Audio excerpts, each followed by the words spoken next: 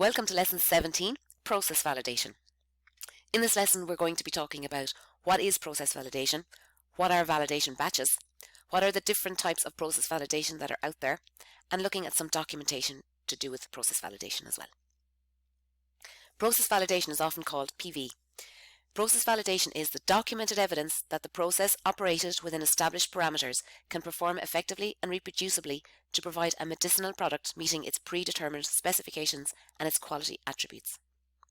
It doesn't improve a process, and it shouldn't validate a bad process. The prerequisites for process validation. Number 1, the critical parameters or attributes and the ranges should normally be identified during the development stage or from historical data, so you should already know what your critical parameters are and how you're going to test them. That should all have been sorted out up front from your commissioning phases. The facility, the system and the equipment should already have been qualified, so you know that they're working and installed properly. Your analytical test methods should already be validated, so you have confidence in your test results. Staff taking part in the process validation should already be appropriately trained, and it should be documented as such. SOPs and other validation documentation should be available. Process validation, the point of it is to show that a process is reliable, that it's repeatable, and that it's under control. So those are the 3 important criteria for a process validation. It gives us verification that a good product has been made according to the good quality standards. It overlaps with your performance qualification. Typically, the first 3 consecutive batches performed under the process validation are documented as part of your validation to show that there's repeatability.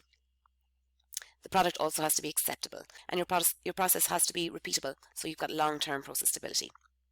Validation does not improve your process. At this stage, everything should be fairly battened down. Validation batches. Traditionally, 3 consecutive real full-scale batches are produced as part of your process validation. The objective is to demonstrate that under normal conditions and defined ranges of operating parameters, the commercial scale processes appears to make acceptable product.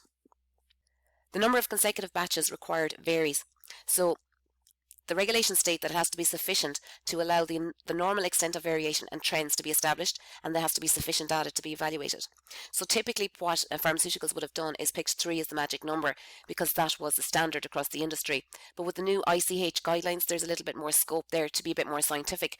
Some processes may require a lot more than 3, some might even require less than 3, but it's going to be done on a more scientific basis rather than picking 3 as a magic number.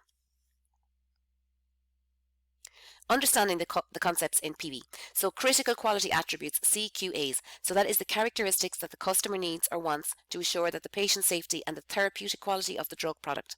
CQAs are intrinsic quality characteristics, so they're intrinsic to the product. So examples of things that are intrinsic to the product that are CQAs are your identity, the purity of it, the particle size, the endotoxin levels, the sterility of it, the colour of it, the microbial purity, and the crystal morphology. All of those things are intrinsic to the product and they are critical quality attributes. A critical process parameter then, a CPP. So these are the operating variables that have assigned ranges within acceptability limits, outside of which exists the potential for unacceptable variation in critical quality attributes. Your critical process parameters are the parts of the manufacturing process that maintain your critical quality attributes. So if any of these were to be outside of the scope of if any of these were to be outside of their limits, it would affect the critical quality attributes of your product. A critical step is any step that contains a critical parameter in it. So if a parameter has a likelihood to cause a lot of failure, difficult to control, it's deemed to be critical as well and it needs to be evaluated. If it has a low risk of lot failure and it's easily controlled, it's still of interest to us, but it does need to be evaluated. Examples of process parameters. So this is a tablet coater. So you'll see here, this is the spray arm. So this is your coating bed. So it's like a big washing machine and your tablets are inside in this bed and they are moving around and your spray arm goes in and sprays the coating solution onto the tablets. So your variables here, you've got your spray rate. Obviously how fast you're spraying is a critical process parameter, because if you spray too fast, you're going to get tablets that are wet and that will stick together. If you're spraying too slow, you're not going to coat them enough. Your inlet and your outlet air temperature are really important as well, because that helps the coating solution to dry on the tablets, and if it's not right, it gives an indication that something is going wrong with your process. Your coating weight as well, so the weight that the tablets are when they've got the coat on them is a good indicator that your process has gone well. If it's under or over, you're outside of your specification. Other examples of process parameters in medical device might be heat sealing temperature, your vacuum and your thermoforming unit, your line speed, and your heat sealing force. Examples of process parameters in an API might be things like your agitation rate, how fast your agitation is, your feed rate, how fast your material coming in is, your pH of your solution, your pressure for carbon dioxide, your pressure for oxygen, and your temperature. These might be all typical things that could be process parameters. So implementation, your process validation protocol. A parameter may be critical if it can affect a critical quality attribute. A process step containing a critical parameter is a critical step. So your question is impact on your critical quality attributes. If the answer is no, it's just a normal process step. If your answer is yes, it's a critical process parameter, and that makes it a critical step. There are 4 different types of process validation strategies: prospective, concurrent, retrospective, and revalidation. Prospective validation then is validation that's carried out before routine production of products intended for sale, and that's the most common type that we're familiar with. So the critical parameters are identified during the process development. They're monitored against your predetermined acceptance criteria, like we've already discussed. It determines the criticality of these factors to the worst case challenge where possible. So you're looking at testing your upper and your lower limits for all of your specifications that you have deemed critical to your quality attributes of your product. They confirm that the critical quality attributes are met during the process, and they give you assurance about that. And there's confirmation that the product meets all of the quality specifications. Concurrent validation then. So concurrent validation is where you're carrying out your validation during routine production of products. So they'll be offered for sale before the validation is completed. And this would be not very common, but it is used in certain circumstances. So you might use it where you've got batches that are produced very infrequently. For example, where you have an orphan drug and it's only manufactured maybe once every couple of years, but it's medically necessary drug.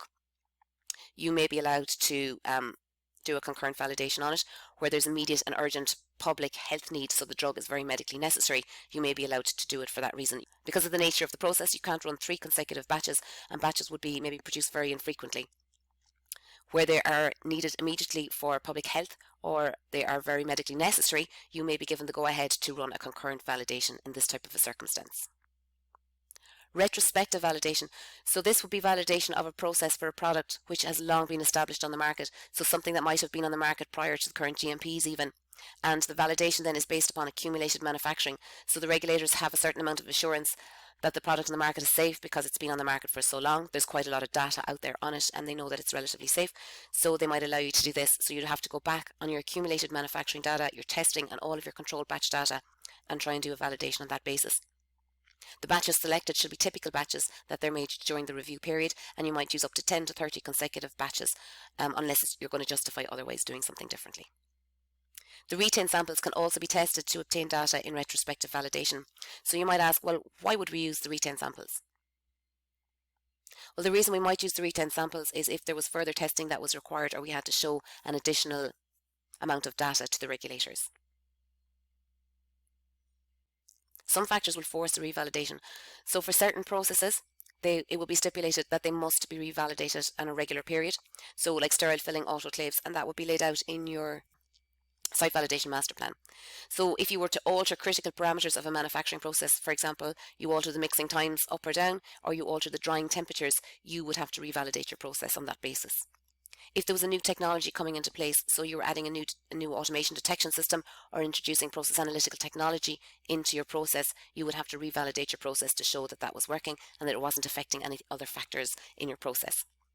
If you were experiencing some quality issues and you wanted to get assurance that your process was working correctly, you also might do a revalidation. For less critical processes, for example, non-sterile products, where there was no critical changes have been made and the quality review shows that it's consistent quality, then you would have justification to say there is no need for a revalidation. So that would be all documented in your site validation master file. Like for like equipment changes don't require validation.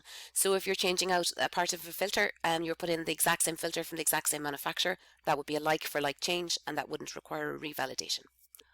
If, however, you were to get a filter that had a different specification or from a different manufacturer, you would need to evaluate to see if revalidation was required through your change control process. Your process validation protocol documents how your validation will be conducted.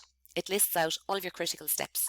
It lists your critical process parameters and it lists your critical process parameter acceptable ranges. So it documents and justifies why you've come up with these ranges and the science behind them. It includes probably adverse consequences if they're not met. You would also detail your sampling requirements, how your samples are going to be taken, where they're going to be taken from, and what you're testing for, and what your acceptance criteria will be. Your validation report then at the end of your project will give an overall summary of your results. It'll have a discussion of any deviations that may have come up during your validation. It will show corrective actions and any resulting changes arising from that. It might have an interim report as required. So if your validation was going on for a long period of time, you would have to issue an interim report to show your status. Or if you needed to do a product release in case of concurrent validation, you would do your interim report on that basis as well. It reviews your batch yields and your critical process parameters. It compares to previously produced batches if that's applicable and can be done. And it gives you a clear and concise conclusion that includes a list of all the parameters qualified or in the conditions for use of the system. So over to you. What is the primary function of process validation? What are the different types of process validation strategies and when would you use them?